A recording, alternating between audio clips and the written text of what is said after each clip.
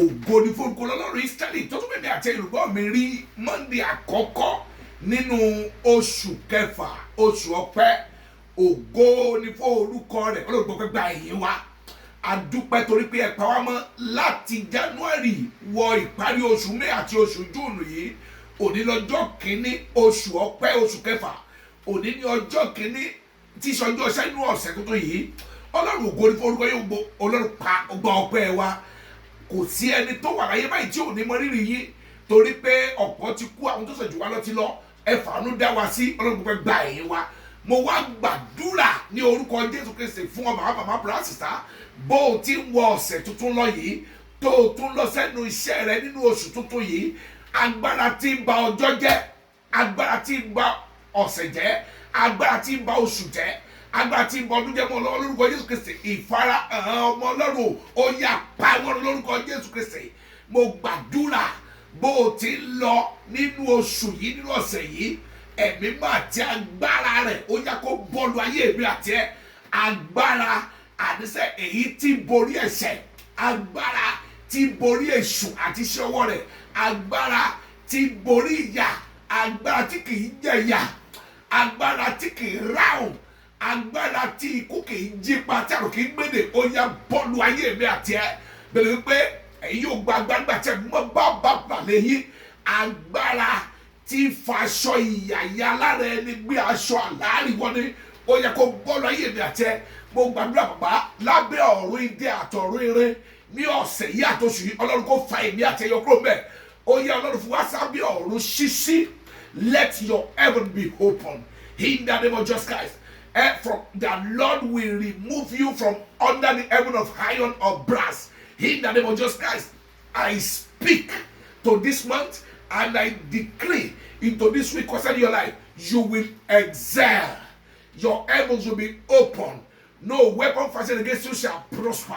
Every tongue that has against you in judgment be condemned. The Lord will make ways in your wildernesses and will spread for rivers in your desert. You will make it. You will live. You will not die. You will live to declare the good works of God in the land of the living. Hear the word of God in the month of June. You are the month of praise in that family, in the life of that daddy, in the life of that mommy, in the life of that brother, in the life of that sister. Let there be praise in the name of Jesus Christ. Ẹ̀rí àtẹ̀rín rẹ kò ní bàjẹ́ lóṣù yìí. Ọlọ́run kó fún ọ ní ẹ̀rí tó kalẹ̀, ẹ̀rín tó kalẹ̀ lóṣù yìí. Ọkàn á balẹ̀, orí ẹ̀ ò ní gbàbọ̀dẹ̀, ikú àdákù àti àwòkù kò ní kàn èmi àti ẹ o. Bó jẹ́ pé lẹ́yìn oṣù yìí lábọ́sí abala kejì ọdún yìí lórúkọ Jésù Kristi. Ẹ̀rí tí wàá gbé wọ ọdún abala kejì ọdún Ọlọ́run kó fi lọ lọ́wọ́ Jésù Olúwa wa àmín. Orúkọ mi ni wòlíì àti ajínrere owó jọrí Joseph láti ìjọ Fear Not Prayer Wonder Music International Ministry. Jọ̀ọ́ mo fẹ́ tètè rán ọ létí ìpàdé àdúrà wa Crusade of the Head ọlọ́gbọ̀njọ́. Ó máa bẹ̀rẹ̀ ní on the 3rd of June. A parí ní 2nd of July. A máa pàdé dandan ní aago mọ́kànlá àbọ̀ sí aago méjìlá àbọ̀. Aago mọ́kànlá àbọ̀ alẹ́ sí aago méjìlá àbọ̀ ìdájí. That is 11:30 to 12:30. I want everyone across the globe to be able to be involved.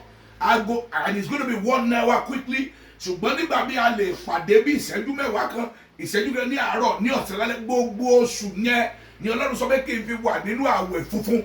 Yes, I'm going to be in a white fasting for 30 days and I will be praying for us. I decree that this month we put an end to your suffering, to your failure, to your backsliding and to your sinful life in the name of Jesus Christ. You will move ahead to your glory in the name of Jesus Christ. Ọdún yìí á sọ ọkùnrin kan tí ẹ̀kọ́ ti Facebook ó ní Ọlọ́run kó delete 2020 ipe àwọn orí nǹkan ṣe níbẹ̀ ìwárí nǹkan ṣe 2020 wàárí rẹ̀ kà ní 2020 ọ̀rẹ́ àdáyọ̀ 2020 di àpàdé you see from the 3rd of June to the 2nd of July every 11:30 p.m. to 12:30 a.m. The Lord will answer us in the name of Jesus Christ. Jẹ́ kí lọ sínú iṣẹ́ ìránṣẹ́ kékeré tí Ọlọ́run fi kí n fún ọ bó ti ń wọnú oṣù yìí lọ àti ọ̀sẹ̀ yìí lọ. Òun ni pé o gbọ́dọ̀ kú bí olórí ẹrú. Ọlọ́run sọ pé ọ̀pọ̀lọpọ̀ ọmọ Ọlọ́run ló yẹ kí wọ́n di olórí orílẹ̀-èdè, ó yẹ kí wọ́n di olórí ìlú, ó yẹ kí wọ́n di olórí ilé-iṣẹ́, ṣùgbọ́n olórí ẹrú ni wọ́n kú sí. Kí ló dé? Nítorí pé ní ìkórìtà tí a ti dán wọn wò wọ́n ṣubú. Bàbá màmá brother sister, orí ọ̀fẹ́ wà fún ọ sí, ó ní kú bí olórí ẹrú lórúkọ Jésù Kristi. Ó gbọ́ ní ẹ jẹ́ ká wo Genesis chapter 39 verse 1 to 9. Káàrí tó ṣẹlẹ̀ ẹjọ́ máa ó yẹ ẹjọ́ nǹkan. A sì mú Jósẹ́fù sọ̀kalẹ̀ wá sí Íjíbítì. Yes. Pọ́tífárì ìjòyè Fáráò kan. Olórí ẹ̀ṣọ́ ará Íjíbítì sì rà á lọ́wọ́ àwọn ará Íṣmáìlì tí ó mú un sọ̀kalẹ̀ wá síbẹ̀. Olúwa sì wà pẹ̀lú Jósẹ́fù. Ó sì ṣe alásìkí ènìyàn. Ó sì wà ní ilé olúwa rẹ̀ ará Íjíbítì náà. Olúwa sì rí pé Olúwa pẹ̀lú rẹ̀ àti pé Olúwa mú ohun gbogbo tí ó ṣe dára ní ọwọ́ rẹ̀. Jósẹ́fù sì rí ojú rere ní ojú rẹ̀, òun sì ń sìn, ó sì fi jẹ́ olórí ilé rẹ̀, àti ohun gbogbo tí ó ní òun ni ó fi lé e lọ́wọ́. Ó sì ṣe láti ìgbà tí ó fi Jósẹ́fù jẹ́ olórí ilé rẹ̀ àti olórí ohun gbogbo tí ó ní ní Olúwa bù sí ilẹ̀ ará Íjíbítì náà nítorí Jósẹ́fù. Ìbùkún Olúwa sì wà lára ohun gbogbo tí ó ní ní ilé àti ní oko. Ó sì fi ohun gbogbo tí ó ní sí ọwọ́ Jósẹ́fù, kò sì mọ ohun tí òun ní bí kò ṣe oúnjẹ tí ó ń jẹ. Jósẹ́fù sì ṣe ẹni dáradára àti arẹwà ènìyàn. Ó sì ṣe lẹ́yìn nǹkan wọ̀nyí ní aya olúwa rẹ̀ gbé ojúlé Jósẹ́fù, ó sì wí pé bá mi ṣe. Gbogbo agbára tó dójúlé ọ pé ò ní dé ilẹ̀ ìlérí, agbára Ọlọ́run Ísírẹ́lì ṣẹ́gun wọn lórúkọ Jésù Kristi. Yẹ́n ṣe bá mi kà síwájú. Ṣùgbọ́n òun kọ̀, òun sì wí fún aya olúwa rẹ̀ pé ó kọ̀, ó wí fún pé kíyèsí olúwa mi kò mọ ohun tí ó wà lọ́dọ̀ mi ní ilé. Gbogbo nǹkan ni olúwa mi fi lé mi lọ́wọ́. Ó sì ti fi ohun gbogbo tí ó ní lé mi lọ́wọ́. Kò sí ẹni tí ó pọ̀ jù mí lọ nínú ilé yìí. Bẹ́ẹ̀ ni kò sí pa ohun kan mọ́ kúrò lọ́wọ́ mi bí kò ṣe ìwọ, nítorí pé aya rẹ̀ ni ìwọ ń ṣe. Ǹjẹ́ èmi ò àti ṣe ìwà búburú ńlá yìí kí èmi sì dẹ́ṣẹ̀ sí Ọlọ́run? Ṣé gbọ́dọ̀ tí Jésù sọ? Jẹ́ kí n sọ àṣírí kan tí Ọlọ́run tún fi fún ọ bẹ́ẹ̀. Gẹ́gẹ́ bí ọmọ Ọlọ́run tó bá ti gba Jésù sínú ayé rẹ̀, olórí ayé ni ọ́. Kì í ṣe, it doesn't matter if you are not rich. If you have Jesus Christ, you have everything. Ẹrú ni Jósẹ́fù. Nígbà tó dé ilẹ̀ àjèjì tàbí ṣe ẹrú wọn kọ́ sọ́dọ̀ orí ilé. Ọ̀pọ̀lọpọ̀ ọmọ Ọlọ́run jẹ́ pé olórí ilé ni wọ́n ń kú sí nítorí ìjẹkújẹ ìṣekúṣe. Àwọn ọmọ májẹ̀kújẹ kọ́ga ọ̀pọ̀lọpọ̀ ló ń kú sí olórí ẹrú torí pé a máa dé wọn wò. Ìkórìtà ìdánwò ní Jósẹ́fù wá ti ṣubú.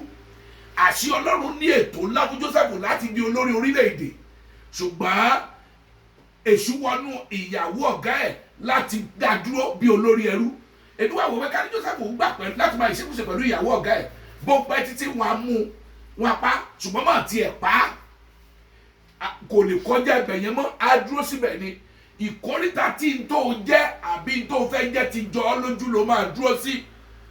O ní kọjá ìkórìtà ibi ohun tí o jẹ́ àbí tó fẹ́ jẹ́, àfi tí o bá lè jẹ́ kí ohun gbogbo tó o fẹ́ jẹ́ kó tinú Jésù Kristi jáde.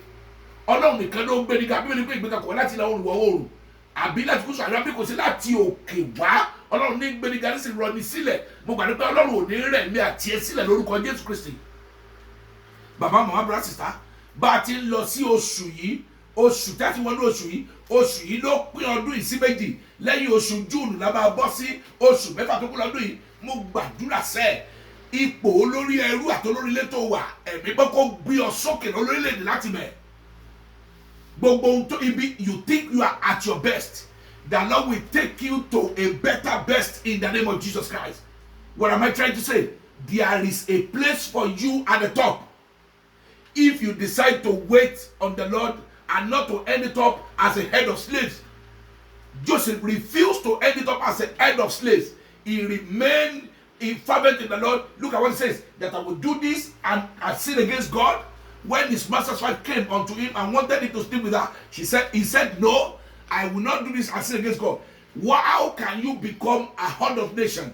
How can you leave the position of the head of a slave to head of nation?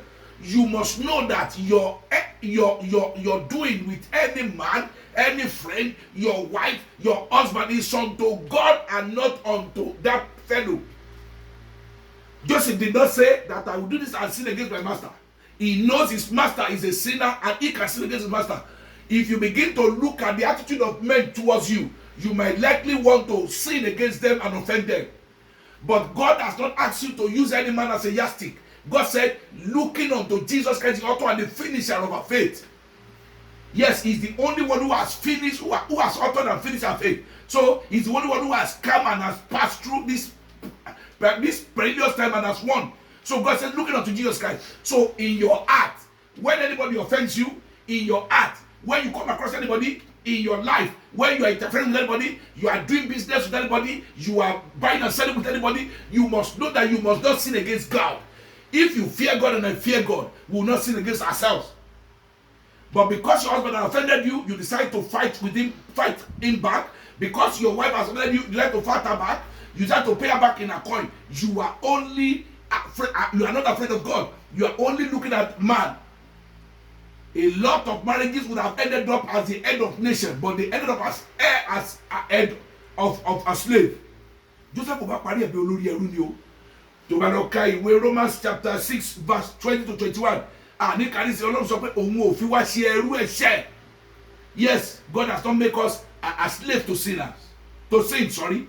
So brethren, what is God telling us here? You have to get up this month and stop becoming the head of slaves so that you can become the head of the nation. Just ẹlòmíì ẹrú owó ló jẹ́, kì í ṣe olórí ẹrú owó ló jẹ́. When you have everything and you cannot spend it unto God, for God, you become a slave to your money.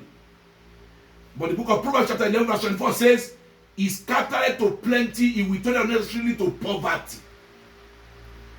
Yes, ẹlòmíì ẹrú ẹ̀ṣẹ̀ ni ó là ń sọ. Ẹrú ẹ̀ṣẹ̀ lẹ́nu ọ̀pọ̀lọpọ̀ jẹ́. If you go to the book of Romans chapter 6 and go to verse 20, 21 and thereabout, you will see that God speaks that he has not called us to be slaves to sin. So what am I trying to say, brethren? As you go into the month of June, the month of praise, you should endeavor to drop everything that will make you end it as a head of slave. You must become a head of a nation. Oh, the offer of Joseph's boss wife looks so juicy, looks so attractive. Oh, good. But one day he will end it up as the head of slave. Olórí ẹrú ni Joseph ò bá parí ẹ̀ sí tó bá yẹ kó sùn pẹ̀lú ìyàwó ọ̀gá rẹ̀.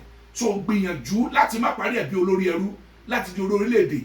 Mama brother sister, mo ń sọ fún ọ, á bẹ̀rẹ̀ ìpàdé àdúrà yẹn. Ọlọ́run ní kí n gba àwẹ̀ funfun 30 days. Á wà nínú àwẹ̀ yẹn.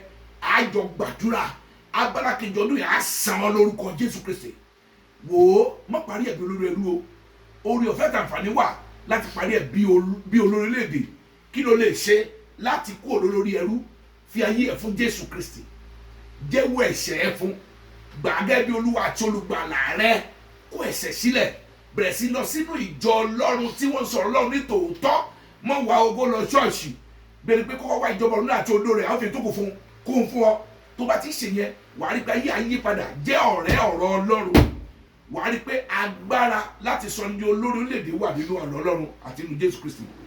God bless you. Wàá di olórí orílẹ̀-èdè ní ọdún yìí. Wàá kó lórí ẹrú. Jésù Olúwa wa. Àmín.